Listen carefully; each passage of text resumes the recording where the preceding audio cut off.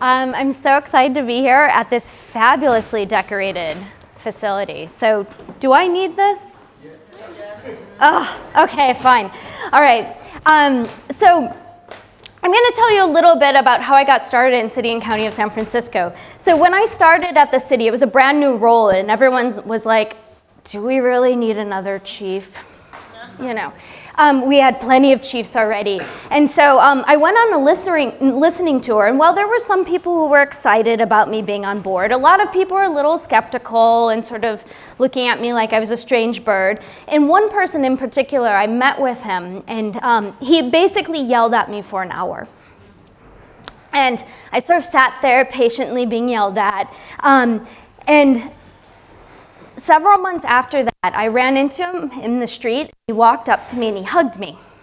And so this story is a little bit about the philosophy and the approaches we use to transform how people looked at the kind of change and work that we were doing in City and County of San Francisco.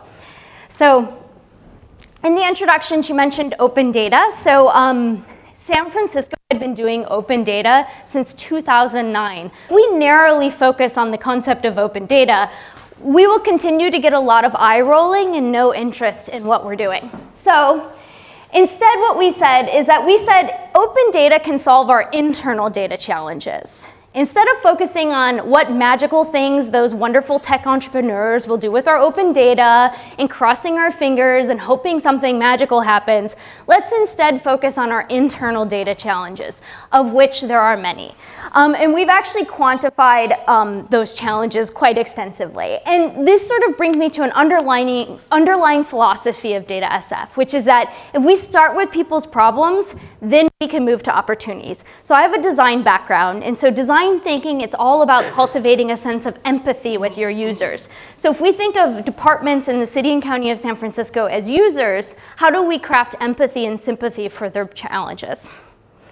So broadly speaking, challenges around data in San Francisco, and I would argue these are the challenges experienced by any large bureaucracy, either private or public, which is knowing what data you have. The reason why this is in small caps is because I think we basically solved this problem. Like, you literally don't know who has what data.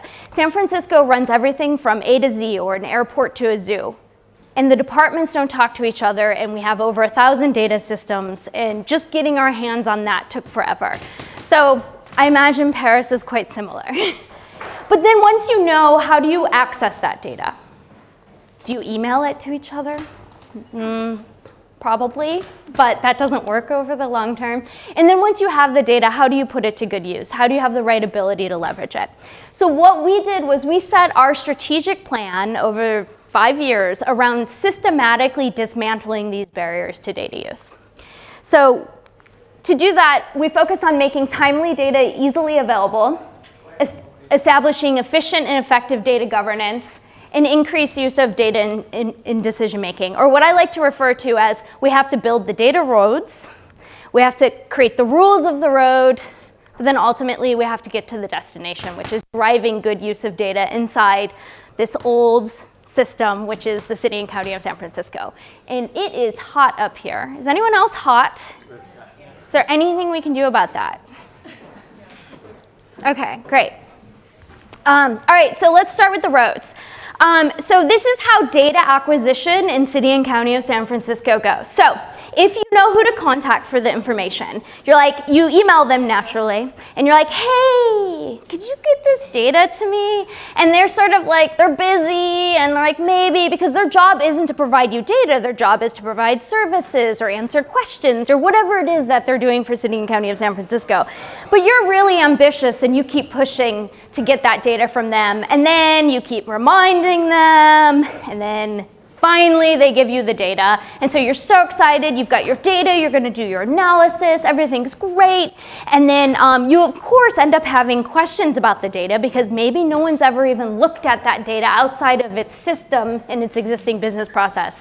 And so then you go into what I call the question death spiral. And I personally experienced this in my first few months of working at the city multiple times. So take that across over 30,000 employees, over 50 departments, depending on how you count, and you've got just horrible bureaucratic, email-based data exchange. How modern. And then, of course, when it's time to update your analysis or your data, what do you think you have to do? Yep, see previous. You go through the hot mess all over again.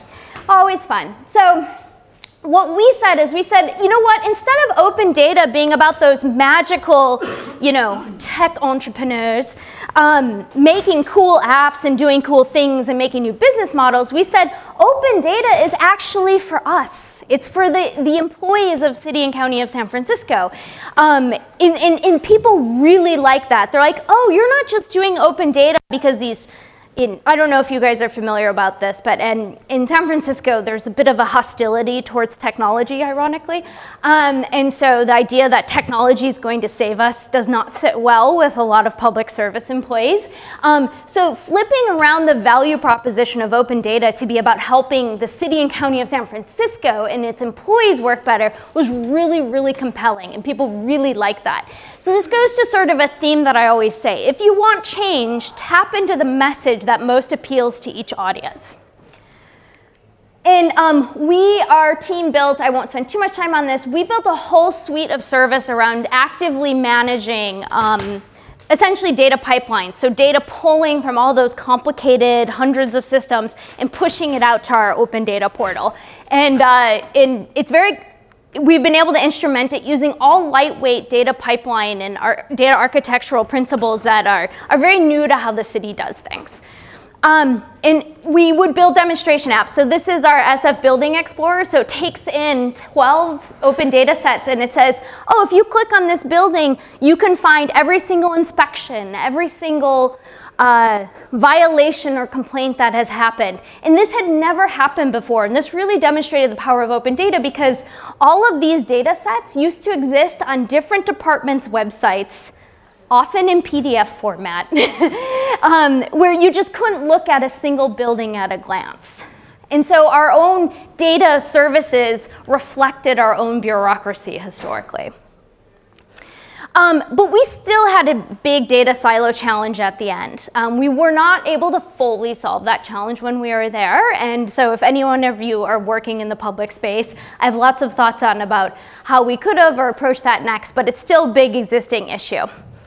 So it's a little bit about the data infrastructure. So where I left off, we were looking at, okay, we've really matured our open data approach. We have great data pipelines. How do we do that for internal data? And that gets me into the hot mess of rules. So remember that data spiral around data access?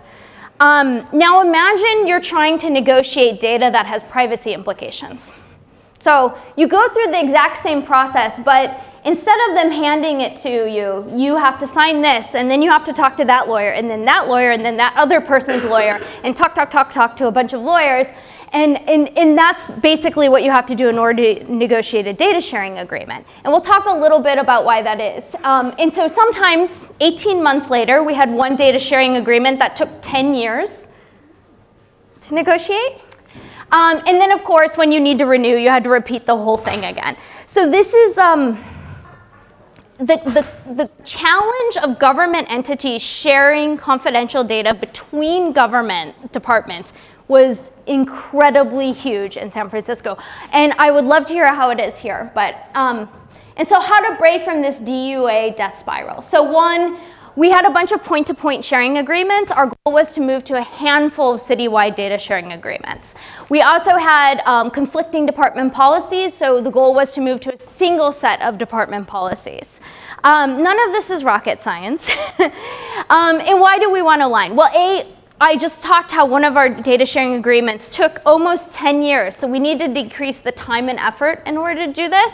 And then we also actually wanted to improve compliance with data sharing and privacy laws. So you guys have your one data protection agreement. I'm so jealous. We'll come back to that because in the US it's much more complicated. And so in addition to saving time and money improving compliance, we wanted to have warm handoffs between programs. So in San Francisco, this is a real life story. Our school district is actually a separate government entity from the city. So whenever people are like, you work in government, what's government like? I'm always like, which government?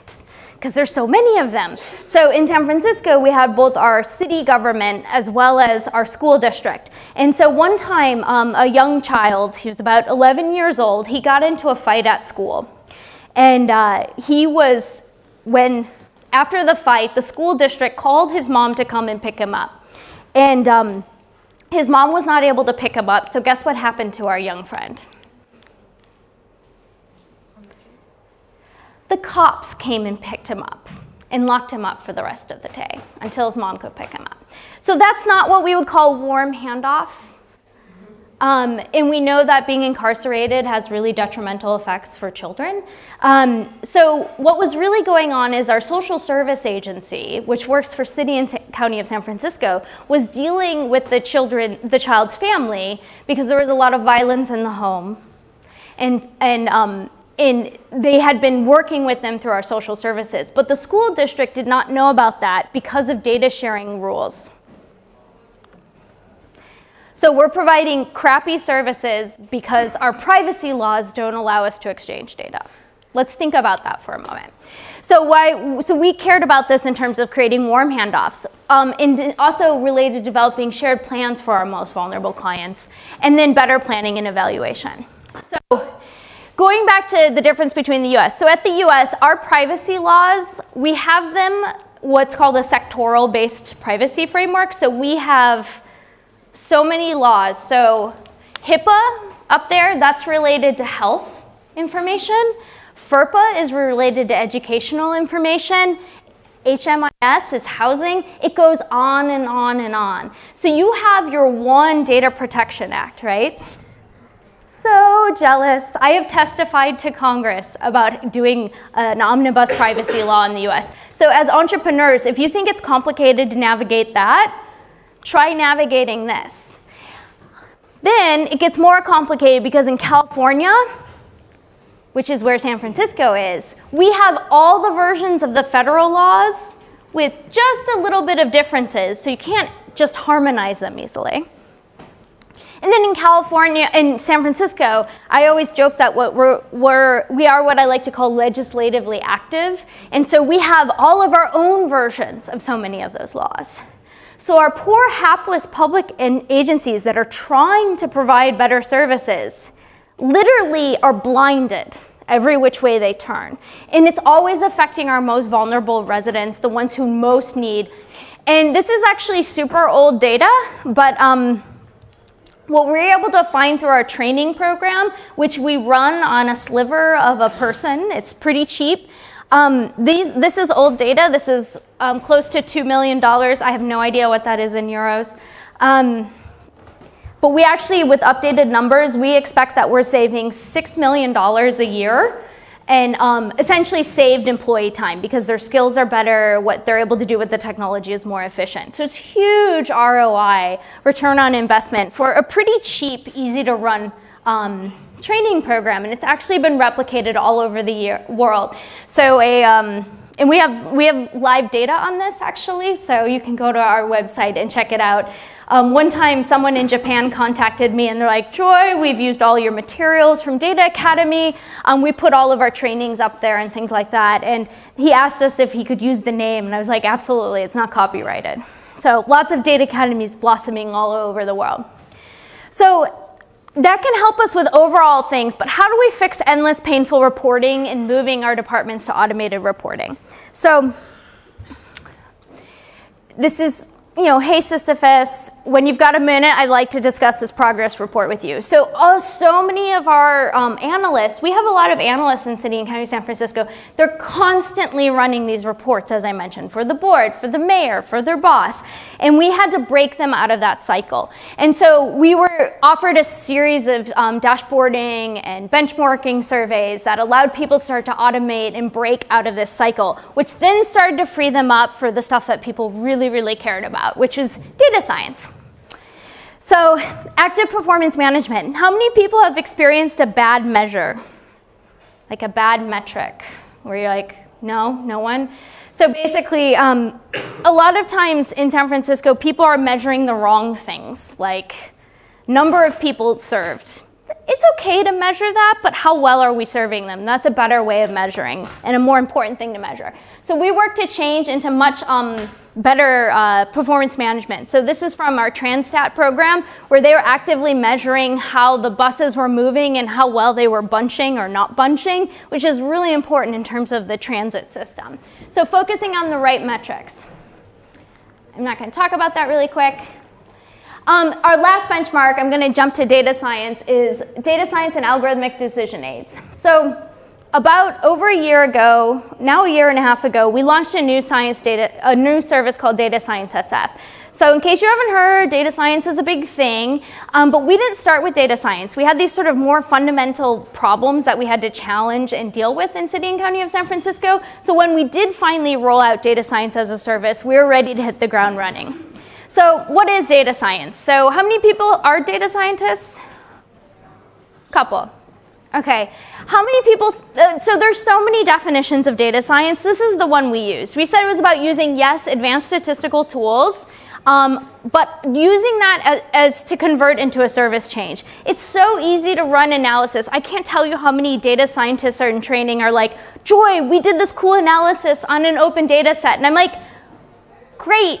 Unless we can tie it to a service change in government, unless it's driving a new business process or an old business process and modifying it, it really is just academic. So it has to be about a service change, leading to smarter work, often using existing resources. So, but introducing data science in government can sort of evoke a range of reactions.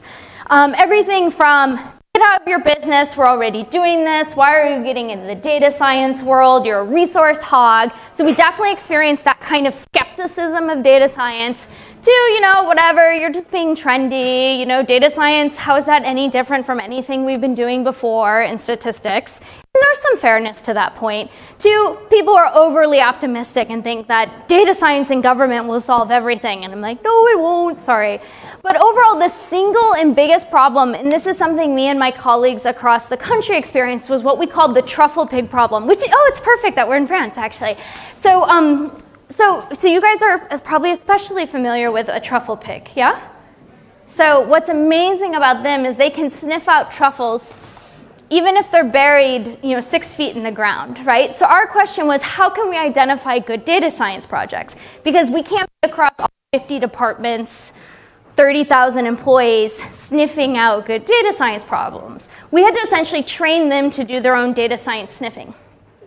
So you have a truffle pig problem if, 1, people think data science is about building dashboards. It is not. 2, people think it's about building data warehouses. If you don't know what that is, you don't need to know. Just think of it as a spreadsheet on steroids. Or they think it's about automating a business process they have. These are all good things to do, but none of them are data science. They might be the output or the service change from a data science project, but they are not data science. And so the solution to this was what we called the project typology, and we leveraged some work in New Orleans, actually.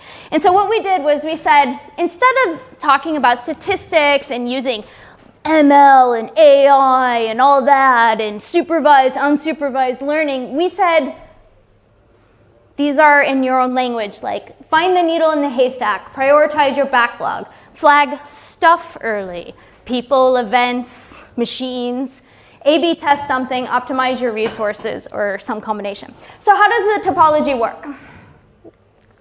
So for prioritize your backlog. So you have a service issue where maybe you're doing audits, maybe you're doing inspections of buildings or of elevators, and the way you treat it is you take whatever's first in the backlog, you work on that, and you pass it along. And then you take number 2, you work on it, and you pass it along. So that's what we call FIFO, or first in, first out. So this is a common sort of service scenario in government. And so we queue that up, and then we say, what we do in data science is we say, here's your backlog. Instead of just looking at your backlog as if it's uniform, let's break it up into pretty little groups that categorize and group it based on past cases. And then the service change is to just reorder the backlog. So we prioritize, we prioritize cases based on categories. Maybe the riskiest ones go first, maybe the ones of highest need, or the ones with the best opportunity, right? And so you see data science's role in here is just a little bit in the middle. The most of it is on our departments. And it leads to the result is that our departments are addressing the highest priority in whatever way they define priority first. And you guys don't have to take pictures, this is all online. So here's an example of a prioritize your backlog. And so, but before I jump to that, so the point here is to give each of our departments the ability to opportunity spot the use of data science. Now they can look at their entire suite of services and they can say, where do I have a backlog of things that we're doing? And they can start to think, okay, now we could apply data science in this arena as well as these other arenas. And that's much more powerful than being like, what optimization problems do you have? You know, which is about selfishly using the language we're comfortable with versus translating into the language that the bureaucrats and our employees can use. So here's an example. So in San Francisco, this is one of the examples I gave the other day, and I learned that you guys don't really have property taxes in the same way that we do. So in San Francisco, every time a property exchanges hands, it is reassessed, which means we determine, again, what is the fair market value. So if I sell a property to, what's your name? Donna. So Donna is very lovely. I'm going to sell her, we're in San Francisco, so property is like, whew. I've been looking at the real estate prices around here and I'm like, this is great. I'm gonna buy a place in Paris. So I have $1 million home in San Francisco, which is unheard of to start with. But I have $1 million home and you're so lovely that I'm going to sell you my home for $500,000. So what is the implications of that for taxes? I have half the taxes coming into the city. So you would be only paying taxes on $500,000 when the fair market value is equal to $1 million. So the question for the city, and in San Francisco, the real estate market continues to be white hot. We have all these sales coming in, and on a single case-by-case basis, we have to decide if we're going to accept the sale price as the fair market value. Does that make sense to everybody? Okay. And so how they were doing this before? Well, they were doing it basically by emailing spreadsheets around and spot checking. So what that had led to was, this is our friend, he's an assessor. The city and county has about 50 full-time assessors whose job is to assess these properties. Each of these assessors had a huge backlog of properties that they had to assess. And each assessment takes around an hour of their time.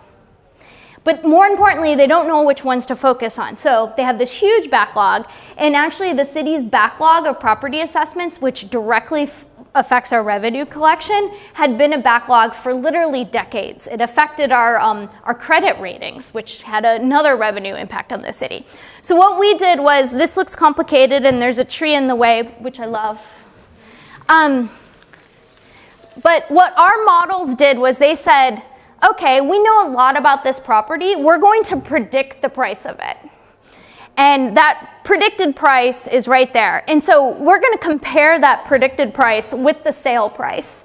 And if it's within a certain range, we're going to say, we're cool, we're going to accept that sale price as the fair market value and send it on its way. Does that make sense? And then the rest of them are the ones where we're actually going to do a full-on human-based, labor, manual-intensive process. So what we were able to do the very first time we ran the model, we were able to immediately access almost $250 million in row value. And last time I heard, by the turn of the calendar year, we've completely eliminated their backlog, which they've had for decades. And it's actually throwing all of our revenue projections. Someone in the revenue projection office was a little annoyed at me the other day because he's like, it's thrown off all of our projections. We don't know what to do with all this influx of cash. I'm sure we'll spend it on homelessness. So this is an example where we introduced data science and we were able to fundamentally change a business process in government. And by the way, my team did this in just a few short weeks. This wasn't some extra long, time-consuming thing. It was just good use of machine learning applied to a real problem, and then re-engineering it to look differently. And I have to give credit to our Carmen Chu, who's our assessor recorder, who actually went and pushed to modernize her business processes around it. Another quick example. So in San Francisco, we have a green energy program. So one of our goals is to move to fully renewable energy by, I think, 2025. And so we incentivize people migrating to greener lighting. So we incentivize people moving to compact fluorescents, and then we incentivize people moving to LEDs. But we had noticed a few things going on with our green program, was that our projects were decreasing, and then also our average monthly savings, energy savings that we were subsidizing, that had been decreasing as well. So essentially, our department, this was our Department of Environment, they thought that their program was dying, and they didn't know what they were gonna do with it. And so what we were able to do is we were able to integrate and then develop a series of models that had allowed us to increase their potential client list through the roof. So on this side, on the, that's your left. That was their original potential client list for their green energy program. After we did our work, we boosted it by 1,000% for multifamily properties, so properties with more than one apartment, and then 200% for commercial. But then with our algorithms, we were able to identify leading indicators that predicted people were most likely to move to green subsidies. So again, a short data science project for us, huge impact on the potential green savings for City and County of San Francisco. Another example of why governments need to be doing data science. Last short little example, and we have more on our website if you're interested. In the US, we have a federal program. It's actually a federally financed program that's designed to provide nutritional assistance to low-income mothers. And we don't have a lot of those programs in the US. I'm very jealous of all the support that you all provide for your mothers. But this is a key one. And what we had found is that since 2011, we had seen a 16% drop in retention. So basically, people were joining the program, but they were much less likely to stay in the program. And why do we care? Well, we know that nutrition for prenatal moms, so before you have your baby, and for the first 5 years is so important in terms of basically every positive life outcome, whether it's school, personal well-being, psychological well-being. It's super important, but we were watching people just drop out.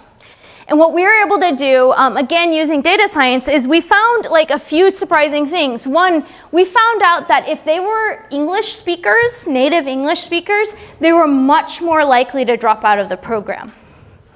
We also found if they were engaging more prenatally, they were more likely to stay in the program.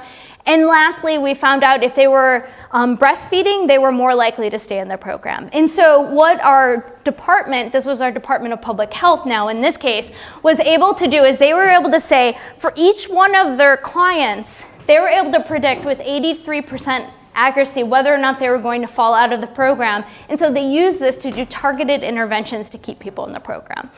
So this would have been flag stuff early on our topology. In this case, moms and babies. So you can read more about our, we have an eviction alert system project, and we're continuing to do data science projects in San Francisco. And so you can read more about them.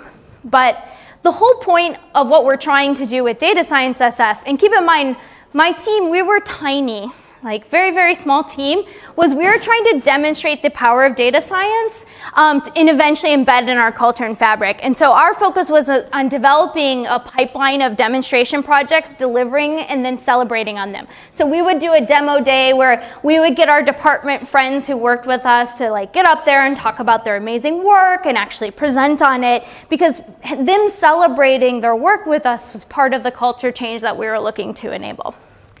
So to summarize our work, we worked on putting out platforms for raw data, both open data, but also regulated and private data. But we also want people to learn how to play with and engage in the data in new ways. And then lastly, though, we want to drive decision making. And so where really data becomes the fuel for good decisions. And so it has been quite a journey. We learned a lot along the way, and as mentioned, our team's very prolific in terms of blog posting and writing about it. But all of that, nothing is possible without an amazing team. So you can learn more about the work. I left about, I don't know what day it is right now because I've been traveling, but I left just about 6 to 8 weeks ago. But Data SF goes on, and so we write a lot about our work on our blog. We publish everything that we do. So I mentioned don't take pictures because we try to publish and disseminate everything because we want to accelerate the field as a whole. And now I'm just excited to answer any questions.